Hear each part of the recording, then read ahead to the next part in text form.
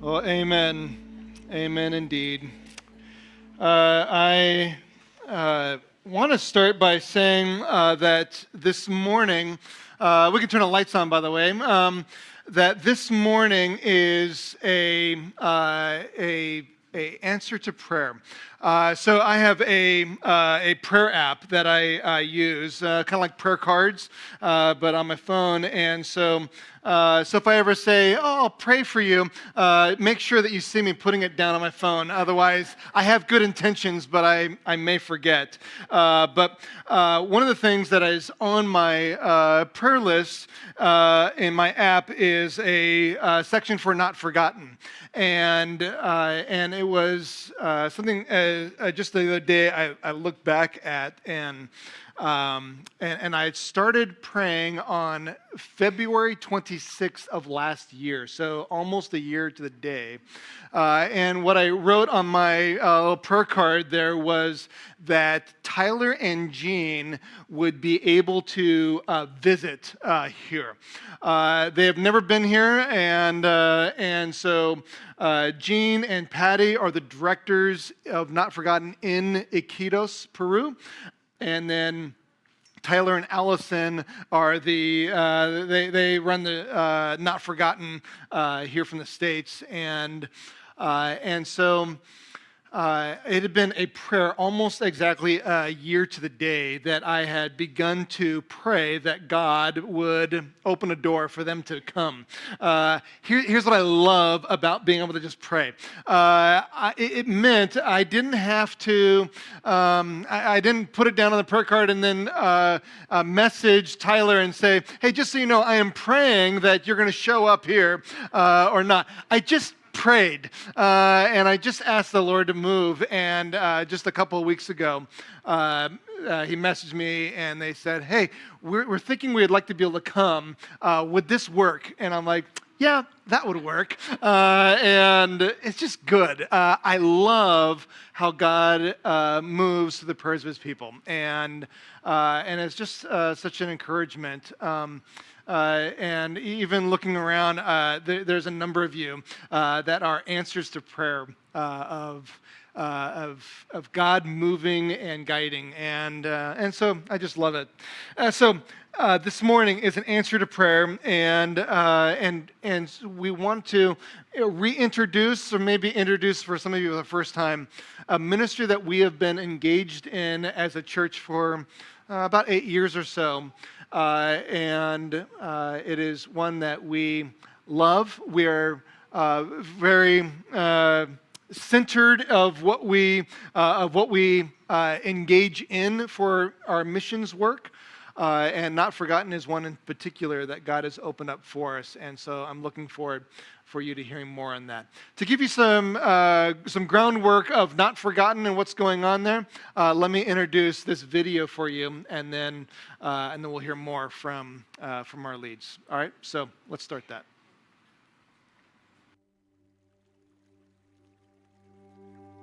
Iquitos is in the Amazon basin, and it's really remote compared to everywhere else in Peru. It's not accessible by roads. The only way to get there is through flying on a plane or going there by boat. It has created this isolated world where a lot of the problems that we deal with can live and fester without really being addressed from a socially progressive mindset.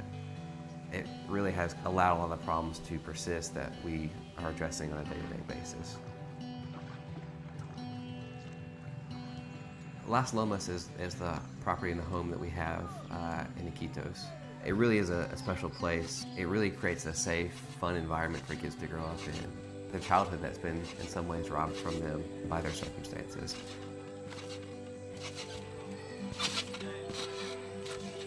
A lot of our kids have different stories, but all of them have some similar themes. They've often been abused, abandoned, neglected, really just forgotten or uncared for by their families or by their communities. When they come to Las Lomas, they are delayed physically and emotionally, educationally. At Not Forgotten, our goal is to provide a holistic and comprehensive care for these children. We want to meet their physical, educational, emotional, psychological, and spiritual needs. We feel like it's very important this is balanced. Otherwise, they're not going to have the skills or tools they need to really be breakers of the cycles of abandonment, abuse, and neglect, and poverty, addiction that they came from. Tenemos que recuperar los años que ellos no han recibido una calidad de atención. Calidad de atención no quiere decir solamente brindar lo material, brindar el soporte espiritual, el soporte afectivo que debe tener el niño y que nunca ha tenido. One of the biggest problems that we face is the brokenness of families. Our goal in Not Forgotten is to try to recreate that family model. Normalmente en cualquier albergue contratan personas individualmente, pero no contratan a la familia. Las familias, contratamos familias para dar el modelo de familia a los niños.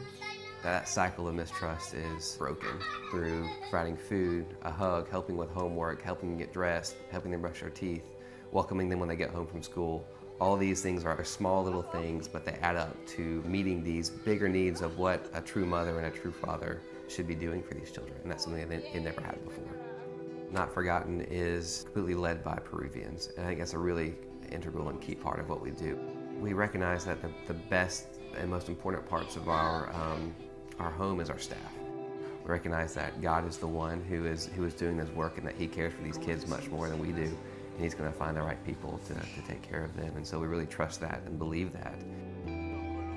It's really, really amazing to see the change in these kids' lives, to see them just blossom and grow. It's really, really, really cool. ¿Qué quiero yo para estos niños de las lomas? Algo simple, que puedan servir a Dios, que puedan sanar sus heridas, que puedan sanar sus almas. No busco de repente que sean profesionales, no busco que sean autoridades, no. Eso es por consecuencia. Lo único que busco en este lugar es que ellos puedan servir a Dios. Y como consecuencia de ello vamos a tener buenos profesionales, buenos padres, buenos ciudadanos, buenos hombres.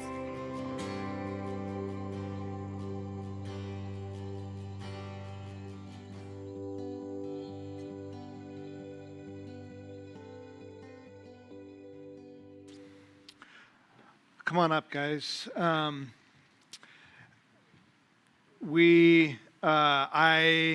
am so pleased to be able to introduce you guys to our church, and as I said, answer to prayer. And so this is Tyler and Gene, and then Efren, our pastor, one of our pastors over at Summit Espanol, and he is translating for me. And so you probably want that every Sunday, actually, somebody that could help interpret what I'm saying. But we wanted to hear, with you guys here, you help bring a face to Not Forgotten. We have been engaged with Not Forgotten for years now, and you have faithfully given and prayed and done lots of different ways to engage with Not Forgotten. We have 3 teams that have gone over the years, and so this is hopefully able to help bring all of us in a little bit more personally into what God is doing in this little place called Iquitos, Peru. And so why don't we start with hearing a little bit, Tyler, there's what are the issues? Why is there a ministry there in Iquitos, Peru, and what's the problems that are going on there? Sure. So the problems that we see in Iquitos are not necessarily unique to Iquitos, but they happen much more often. We have a lot of isolation. You saw from the video, this place is very remote, and there is a lot of poverty. There is a culture that exists there where there is addiction and abuse and abandonment of children and brokenness of families is just very present. And because of that, children are all too often uncared for by their families or by their communities and society. And again, that's not necessarily unique to Iquitos. It happens around the world. It happens here in the U.S., but it is 27 times more likely to happen in Iquitos than it is likely to happen here in the U.S., which is a staggering number. I think 1 in 12 children under 15 in Peru are in some type of foster care orphanage type situation, and that's a large amount. And so that is just some of the background, the reasons that why we exist in the first place. So a family or a single parent isn't able to care for all their kids, and so they will often send their kick their oldest kid out on the streets. Yeah, that does happen where we see some of the older kids who are able to survive or able to be on their own are kind of forced out for a survival, almost like a survival mentality, or maybe they're sent out just to try to raise money and they're not sent to school or not allowed to be a child. They're kind of forced into this, say child labor, but they're forced to provide for their family in a way that they should never be expected to provide for at best. So so the two of you connected at some point, and so you're a Southern boy, and so what were you doing down in Iquitos, Peru, and why there, and how did that whole God thing connect? That's a God thing. I never had a desire or a calling specifically to Peru. I was 18 years old and just graduated high school, and I wanted to go on an adventure, and a place in the jungle sounded like an adventure, and so I ended up down in Peru in Iquitos, and I was working in a children's home, and it was just very impacted by the stories of the kids that I was working with, and very moved by what they had experienced, something I'd never, in my very blessed childhood, never knew existed. The stories that I heard were just heartbreaking, and on top of that, these kids had experienced abandonment their entire lives, and I went for a one-time trip, and I left, and I told myself I don't want to be another person who came once, formed a friendship, made relationships with these kids, and never went back. I did not want to forget them. And so I made a promise at that time. They prepared this time with more tissues. I cry a lot, so this is normal. I was gonna say, did you know somebody brought tissues here? Okay, yeah. 5 people have offered tissues, so this is it'll happen more than once. So it's okay. I'm used to it. But I wanted to go back and continue to work with these children, with these boys that I had met, and so I went back, and over time, Gene came to work as the director of the home that I had gone to my very first trip. And he and his wife, Patty, felt calling of the Lord to leave Lima, where they were living, and to go and work in Iquitos, where Gene was originally from, and take over as the directors of this children's home. And that's how we first met. And I remember our first times really connected. We were sitting on this gazebo down by the river, and at night after the kids had gone to bed, and we were just talking about all the problems that we kept seeing these kids facing, and he was, at that time, this home there was 40 boys. It was him and Patty. There was one, I think, 21-year-old guy that was helping out, and a cook, and that was it.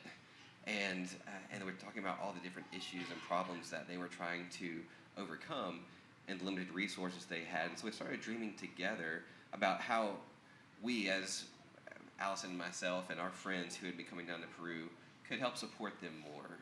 And that's really how it got started. So you've been heading down, you've been making trips and connected with Gene, and so God was kind of birthing something different out of the ordinary for what is done usually. So I think of usually orphanages, and I think of the woman with the big shoe with all the kids, and so which isn't all that far removed. They just don't have the big shoe, but you were doing something different. What was that? Right. So like I said, the models that existed in Iquitos for orphan care were very traditional orphan care models, where you had a goal of trying to care for as many kids as possible, as cheaply as possible. And so you have in this home we were working in, there were 40 boys, a couple of dormitories, and you're just trying to make sure they were fed, make sure they had clothes on their back. Maybe they got to school and got some kind of education. If it was good education, that's even better, but probably not going to happen. And so we started seeing these boys that I had met when I was 18. Now it'd been 5, 6, 7, 8 years later, and they were now 18 themselves, and they were getting ready to leave the home, and we were trying to help them prepare for that transition. And they were all going and just falling on their faces and just not succeeding. And we weren't hoping that they would be first in their class and get to university and be rocket scientists or anything. But we were hoping that they would at least be able to be a stable part of society, and that wasn't happening. And so we started talking. What are the issues, the problems that we're not fixing, that we're not helping to address, and what pieces are missing in the model of care that we're providing for these kids? And that's when we really said, one thing that these kids don't have is a family.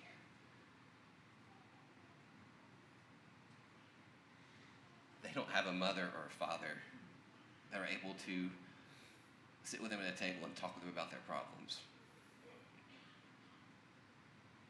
to put them to bed every night, to help them with their homework. Those little things. We learned so much around the table with our family that these kids have never experienced. And so we said, we've got to find a different model where these kids can receive some of those intangible things that we can't provide in a big orphanage. And so that's when we started to dream more about what we currently have made. And so currently, what you started with this place called Las Lomas, and that's when we first started making the connection with you guys. So it was an elder and myself that went on this scouting trip to see if this is a good connection for us as a church, and 100-acre property, really just a big jungle, but this cleared area, and there were 2 homes and a set of house parents. So what's the structure? How's that different than what has normally been there? Right. So what we decided to do was, instead of building that big dorm where all the kids would stay, is to create smaller houses where we would bring in Peruvian Christian families who were called to work with these children, that they would become a family unit, that they would move into this home together, and they would live as a family. And yes, it'd be collective, there'd be multiple homes in one place, but it wouldn't feel like an orphanage. They would get that one-on-one individual care and touch from a family.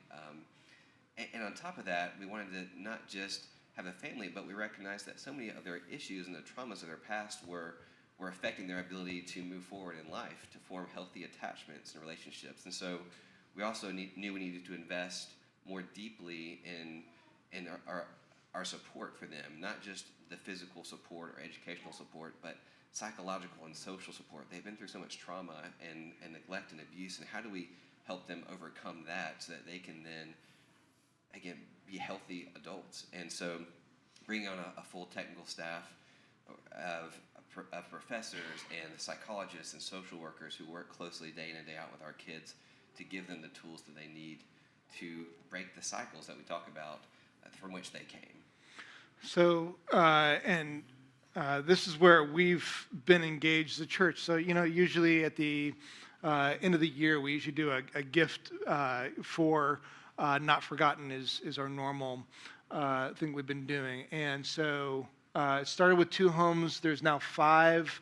If I recall, we purchased bricks one year for one of those houses. I was on the team that was building some of those bricks and those walls. And so there's 5 houses there now. But then you also saw that there was a need to expand, because Las Lomas is about an hour outside of Iquitos. And so, it is in the jungle. And so it's out there. Right. So our initial thought with Las Lomas was that we needed to be outside of the city. Most of our kids, when they come to us, come from the city. And like I said, they've experienced a lot of trauma, and they've been forced to grow up before they should have grown up. And so our goal is to create a place where they can become a child again. So Las Lomas is this beautiful jungle. There's a lake. There's a soccer field. And the idea is that we can bring them out here, away from these areas where they've experienced trauma, these trigger places, away from temptations, and allow them to form healthy attachments with their peers as well as with their parents, and regain that childhood that they had lost. But we also recognize that after a certain point, after they had regained some of that they needed to grow in other areas. They needed to be able to transition back into society once they are old enough for that to happen. And that wasn't going to be as easy to do out in the jungle. And so we developed a second home, a second property in the city of Iquitos itself, so that when our kids get older, they move not just by themselves, but their entire family unit. So their house parents and their entire family move from the jungle into the city, where they have access to better education. They have access to, or easier access to the local church and youth group. They're able to do extracurricular activities, develop friendships outside of the home, develop mentorship, and things like that allow them to then successfully transition out of our home one day and into society with support from us. Yeah. And so property there, was there anything in terms of that? Does Gene have anything to say about all this at all? So. ¿Tienes algo que decir? No, claro que sí. Of course I do. Muy buenas tardes. Good afternoon. Bueno, uno de los problemas es el inglés, ¿verdad? One of the Entonces, problems is English. Tyler sabe mucho más. Tyler knows a lot more than I do. Bueno, creo que Tyler ha venido explicando un poquito de lo que hacemos dentro del ministerio. I think Tyler's been explaining a little bit of what we do in this ministry. Creemos que Dios ha llamado a cada una de las personas, tanto a Tyler, tanto a Allison, mi esposa, y yo, para este ministerio. We believe that God has called Tyler and his wife and my wife to serve in this ministry. Nos ha traído de diferentes lugares y nos ha unido para poder ayudar a los niños en Iquitos.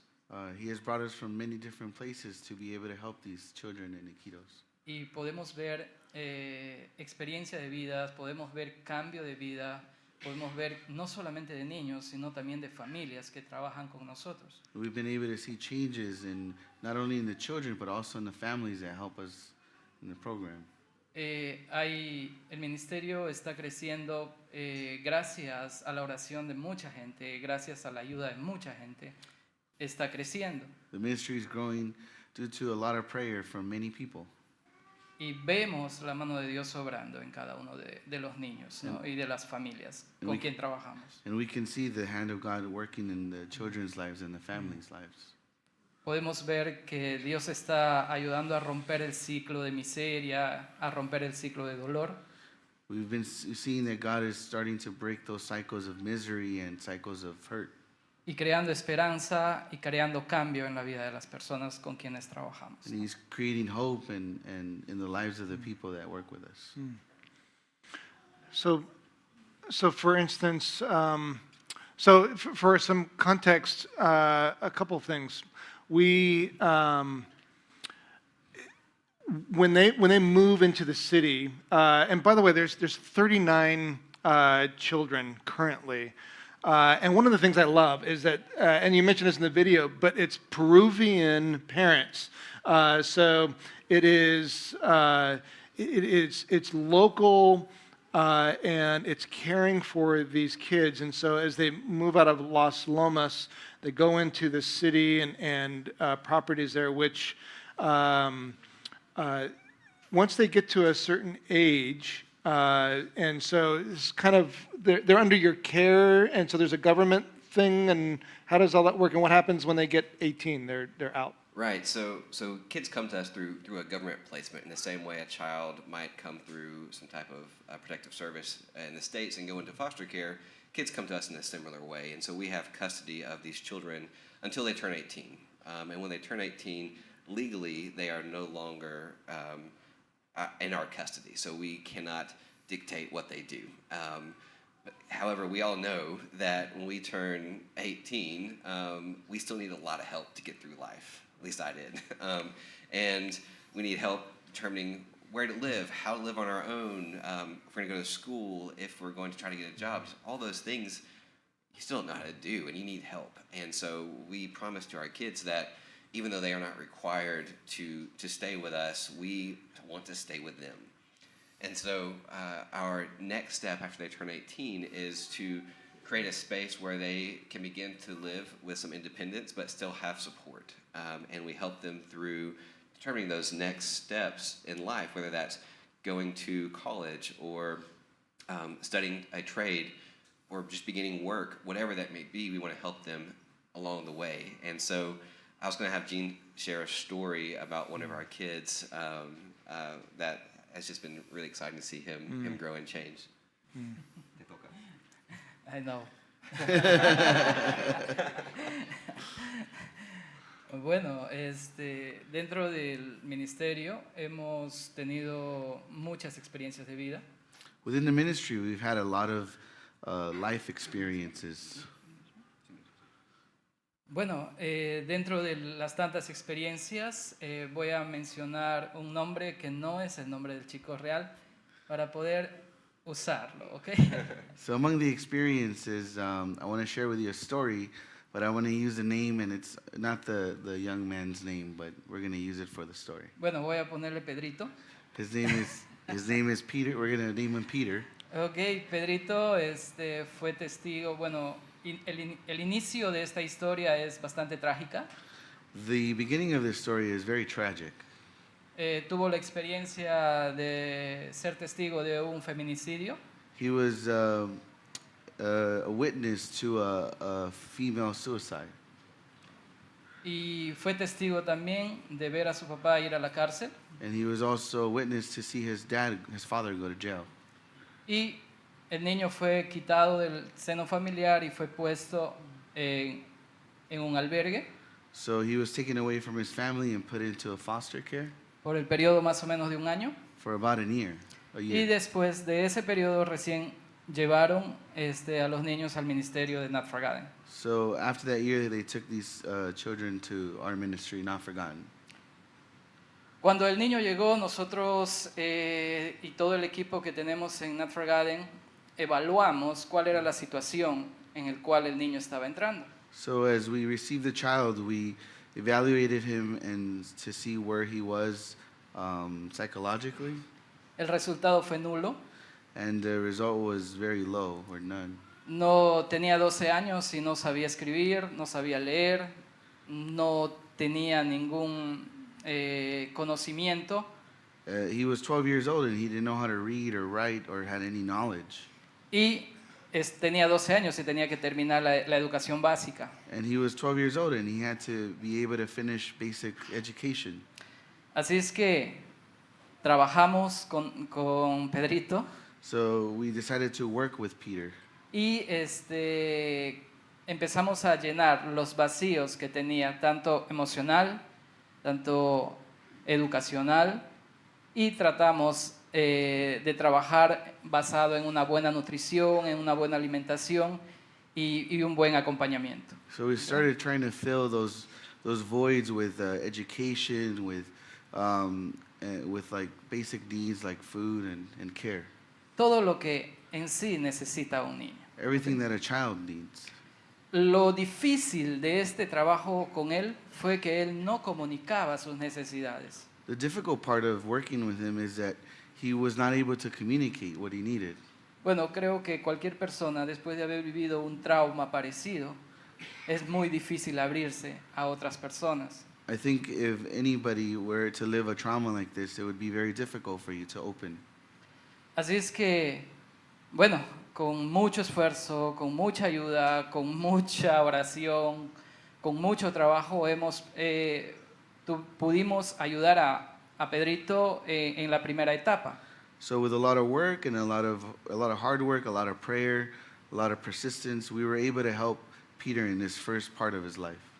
Así es que no teníamos expectativas de él pueda pasar la primera base de la educación. We didn't really have high expectations for him to to be able to pass that first level of education. Pero gracias a Dios pudo lograr. Fue el primer tramo, el primer paso que dio dentro del programa. So thank the Lord that he was able to achieve it and take that first step away from that trauma. Cuando él pudo dar este paso, cuando él pudo lograr este paso, él tuvo un cambio en su persona, tuvo un cambio en su actitud y tuvo un cambio en su comunicación. And when he achieved this, he had a change in his personality, in his communication, and he was now able to communicate. Eso a nosotros nos facilitó el trabajo y poder ayudarlo en la educación secundaria. So now this became easier for us to be able to help him in this next second level of education. Con mucho esfuerzo pudo lograr la educación secundaria. With a lot of persistence, he was able to achieve this second part of his education. Pero al terminar la secundaria, él tenía que ingresar a la universidad. So finishing high school, it was now time for him to sign up for college. Entrar a la universidad no es solamente mandar una solicitud en Iquitos, sino ganar. Hay 50 puestos para 5,000 personas. So being able to go to college in Iquitos it's not as easy as just turning in an application. There's only 50 spots for 5,000 people.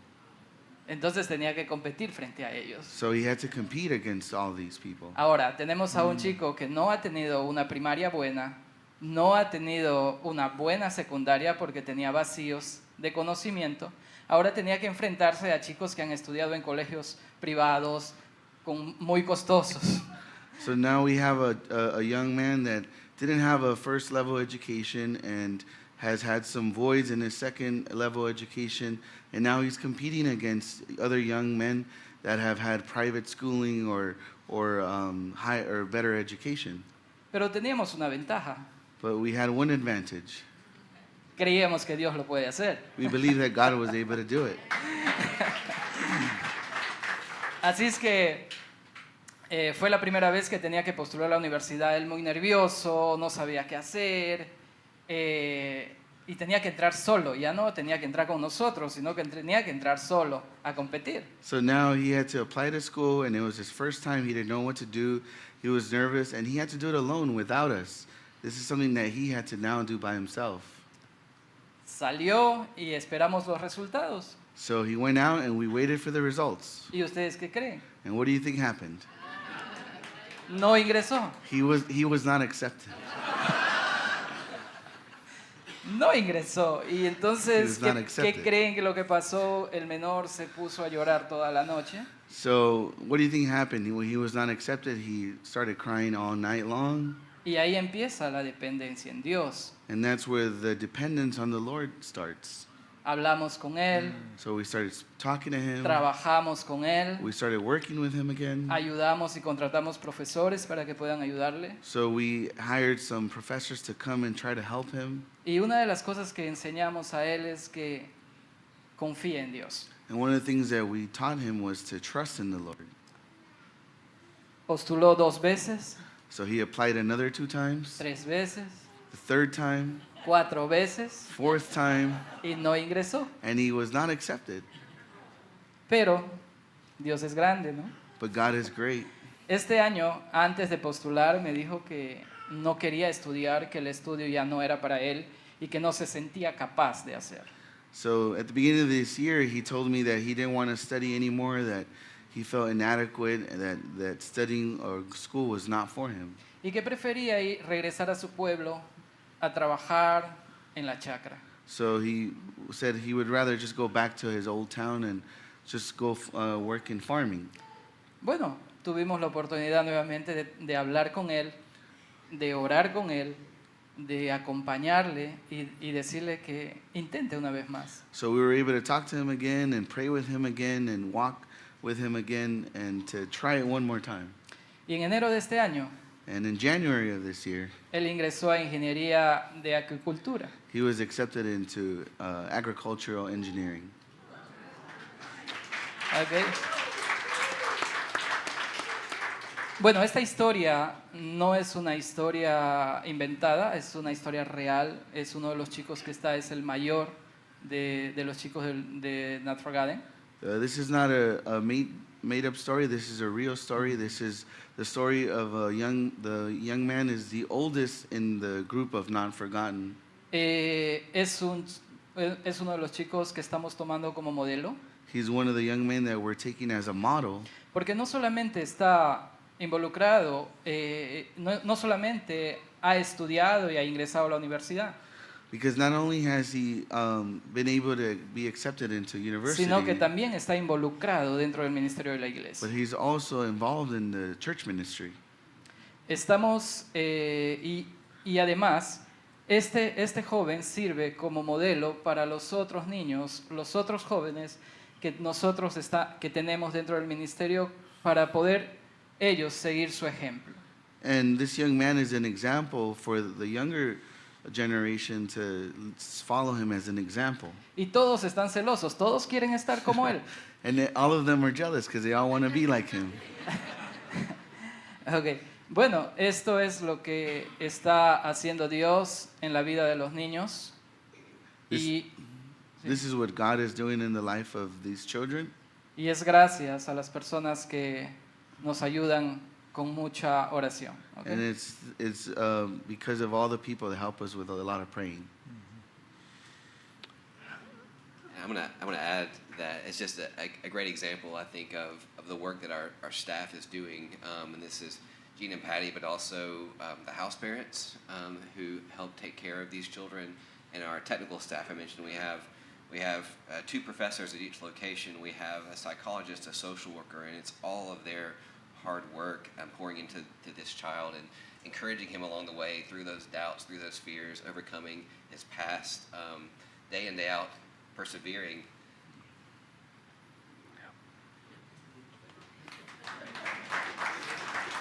Amen. Put it down.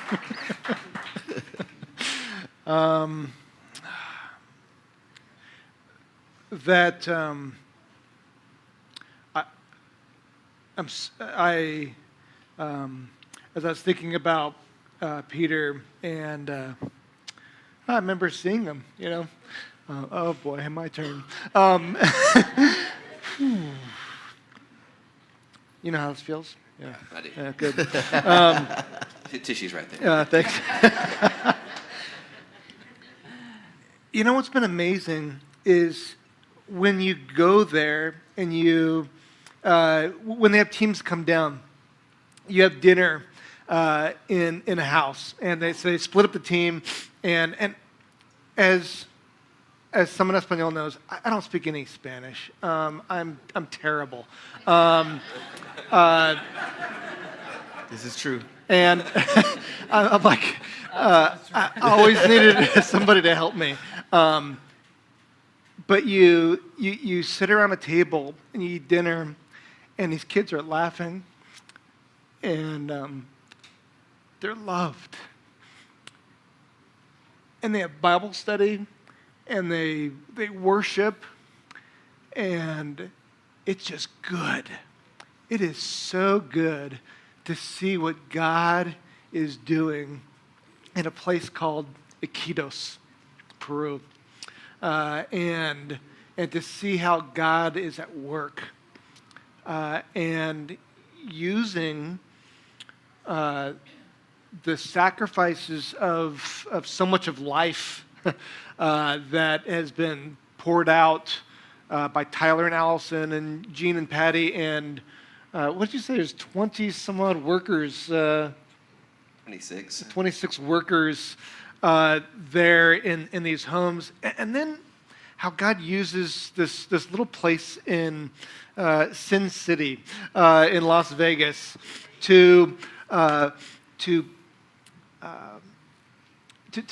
pray, to send teams periodically to send money that legitimately helps and ministers and allows the gospel to be proclaimed and for kids to be loved and cared for. And so it's just such a privilege.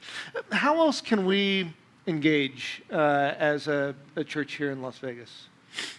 cómo podemos ayudar más al ministerio como iglesia. Ok. Había hablado acerca de que necesitamos oración, ¿verdad?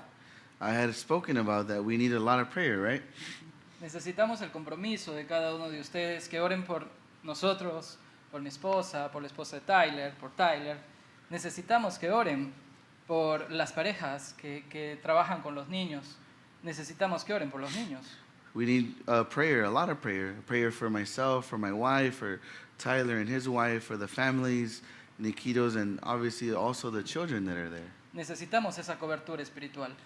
We need that spiritual covering.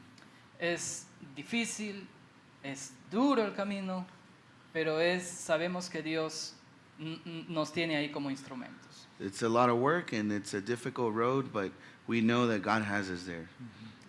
La segunda forma que que ustedes pueden ayudarnos es, siempre voy a decir una frase, el quien no conoce no ama.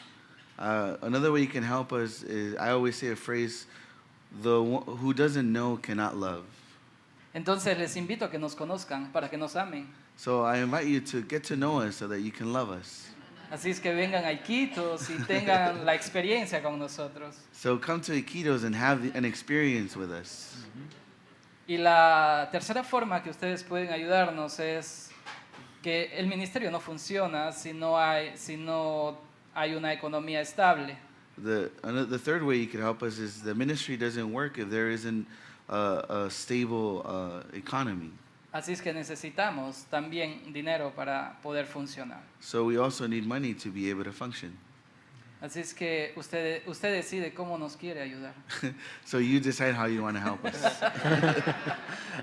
It really is practical. It's one of the things that we love about partnering with you guys is because this ministry, sometimes in American missionary mindset, we get the idea that Americans know how to fix everything, and it's so ignorant. And so what I love is when we go down, it is not about us fixing everything. We legitimately help. We legitimately love, and we legitimately get to know.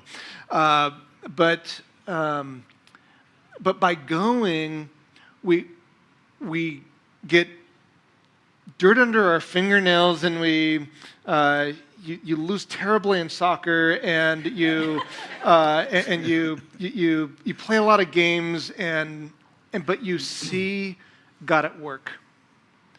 And it is not about us just fixing everything. It is about us doing what God has for us and being used by Him and seeing God at work. I just love us being able to engage in that.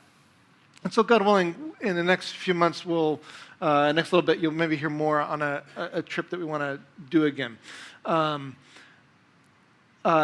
Prayer, and we're going to pray in just a moment. That is legitimate. We know that God moves with the prayers of His people, and so we have to be praying. And we also have to give.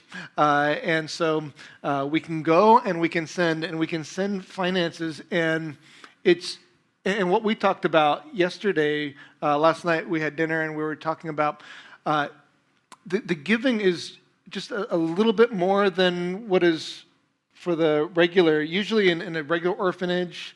This is a little bit different and needs a little bit more financing. Why? Right. So what we do with the in-depth approach that we have is it is a lot more costly to care for one child in this model than it is for that traditional orphan care model. And having the technical staff, having a full-time psychologist, having a full-time social worker, having 4 professors on staff, having 2 parents for every 8 kids, it's a ratio of 39 to 26, whatever that is. It's more than a 1 to 2 ratio.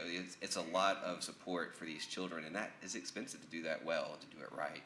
And so we need support to do that. And one thing that is such a blessing for us is those small regular gifts. People who give $5, $10, $20, $30 a month that we can expect every month. That is such a blessing to us because it gives us stability. It helps us to plan. It helps us know that we can care for this child day in, day out, month after month, year after year. Because when they come to us, they don't come to us for a month or two or for a year even. When they come to us at age 8, they're with us forever.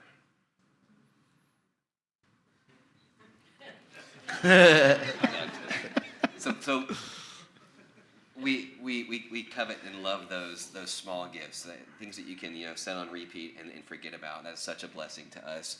We appreciate the big gifts as well. Y'all helped us build an apartment for our older boys, and so now that story about Peter that Gene told you, he's living in the apartment that y'all helped fund, that y'all helped us build. And so thank you for those big gifts. And that's huge. Y'all did that. But also those small gifts help us get him to college every day. Help us get him the gas he needs to get to his classes. Help us to buy the clothes he needs for school, the books he needs.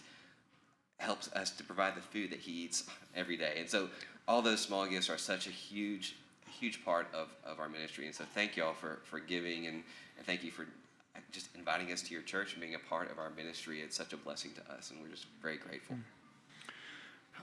We want to pray, and we're going to pray for you, and then we're going to close with one song, and so we are thankful for what God is doing, what God has done, and will continue to do in this ministry. So I'm going to ask Efren to pray, English, Spanish, and however God leads, and good thing he knows all the languages, and we will agree with you and just pray. So let's pray. Father, thank you for Gene and Tyler and their wives, and this work that you've placed in their hearts, these dreams that we know they come from you. Gracias, Señor, por el trabajo de Gene y de Tyler y de sus esposas y de los sueños que has puesto en sus corazones, porque sabemos que vienen de ti. We ask, Lord, that you continue giving them strength and wisdom and grace in this hard work that they're doing. We ask that you bless their families, their children, bless the workers back in Peru and the families that are there, bless the children that are there and the young men and women that are there. Señor, te pido que bendigas sus familias, sus hijos, Señor. Sabemos que este trabajo no es fácil, pero darles fortaleza, Señor, darles entendimiento, gracias, Señor, para ese trabajo. Y también bendice a las familias que están allá en Perú, Señor, los que están ayudando, a los que trabajan ahí, a los niños también, Señor. And we ask you, Lord, that you help us walk side by side with them also as a ministry, so that we may bless them, so that we may be also instruments in your hands for your glory and for the blessing of these children. Guide us, Lord. Give us wisdom. Give us knowledge, Lord. Give us understanding. Señor, como iglesia te pido que nos ayudes, Señor, a entender estas necesidades, a poder ser instrumentos en tus manos para poder ayudar, Señor, en darnos sabiduría también a nosotros. Danos entendimiento, que podamos caminar con ellos y ser de bendición para ellos. En el nombre de Jesús, in the name of Jesus. yes, Amen. amen, amen.